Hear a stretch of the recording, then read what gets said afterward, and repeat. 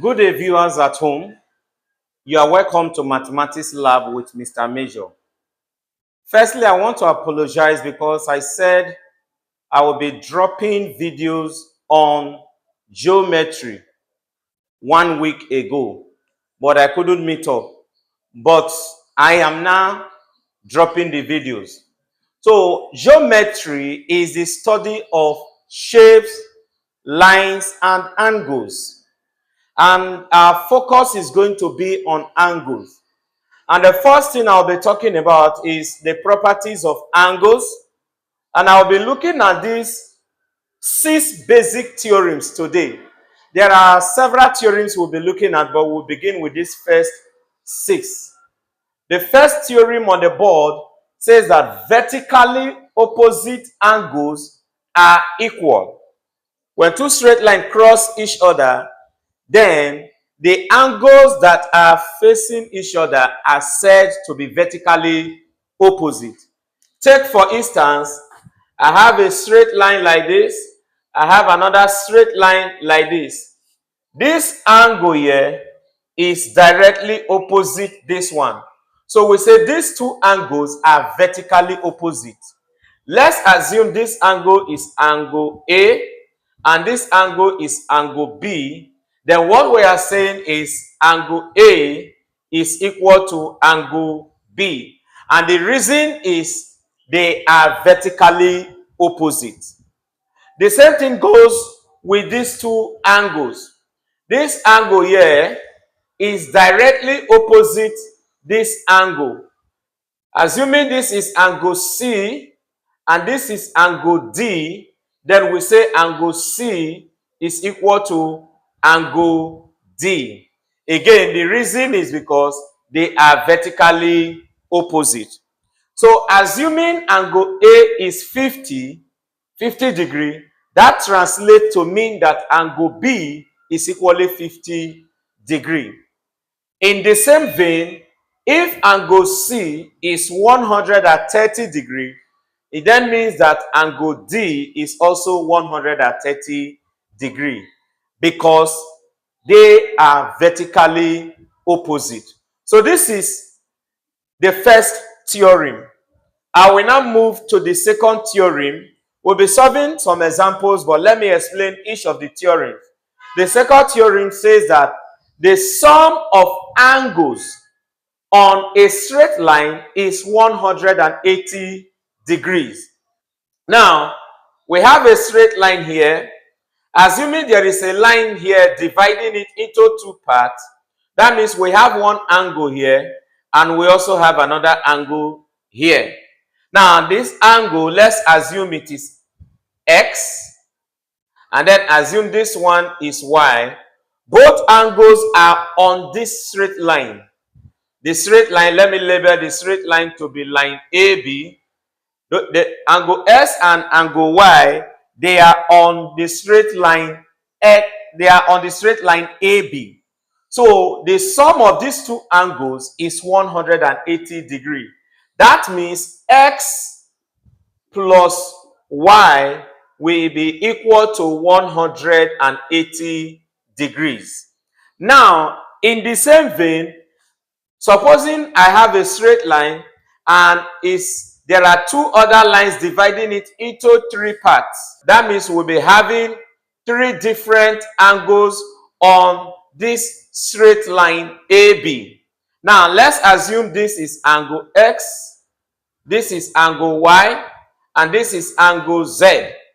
All three angles are on this straight line AB. So that means X plus Y plus Z is also equal to 180 degrees. X plus Y plus Z equal to 180 degrees. Now let me also state this clearly, that the straight line must not be a horizontal line. The straight line can be a vertical line.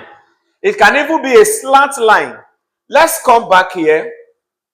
If we look at this line like this, let me assume that this line is line MN.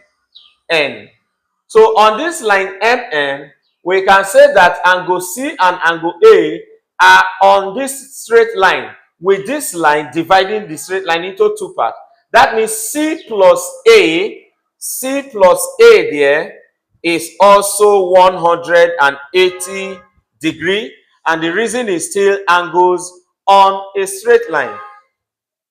Still on this line MN as a straight line, underneath it or at this right hand side, we will also have two angles resting on this same straight line, with this line dividing the straight line into two angles. That means the sum of B and D is also 180 degrees, angles on a straight line.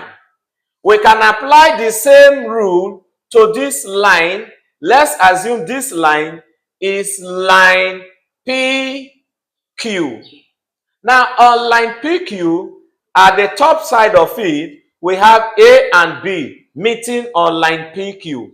That means A plus D, I mean A and D, please, not A and B, A and D. That means A plus D is also 180 degrees. A plus D equal to 180 degrees. And the reason is still angles on a straight line. Now, still on line PQ, we can also look on the underneath the line PQ. We have angle C and angle B meeting at this straight line PQ, meaning C plus B is also 180 degrees. C plus B equal to 180 degrees. And the reason is still sum of angles on a straight line. So, like I said, the straight line can be a vertical line, the straight line can be a horizontal line, the straight line can be a slant line, provided the line is a straight line. We shall now move to theorem number 3, which states that the sum of angles meeting at a point is 360 degrees. Let's use this to illustrate it. We have different lines here. Okay, let's assume this point here is point O. Let's assume it's point O. Now, we have maybe M, N, P, Q, and arrow. That means we have line MO, line NO, line PO, line QO, and line RO all meeting at point O. Now, if we go around the lines, we are going to form a circle. And the sum of the angles in a circle is 360 degrees. In other words, one revolution, one cycle is equal to 360 degrees. So these angles added together forms a revolution.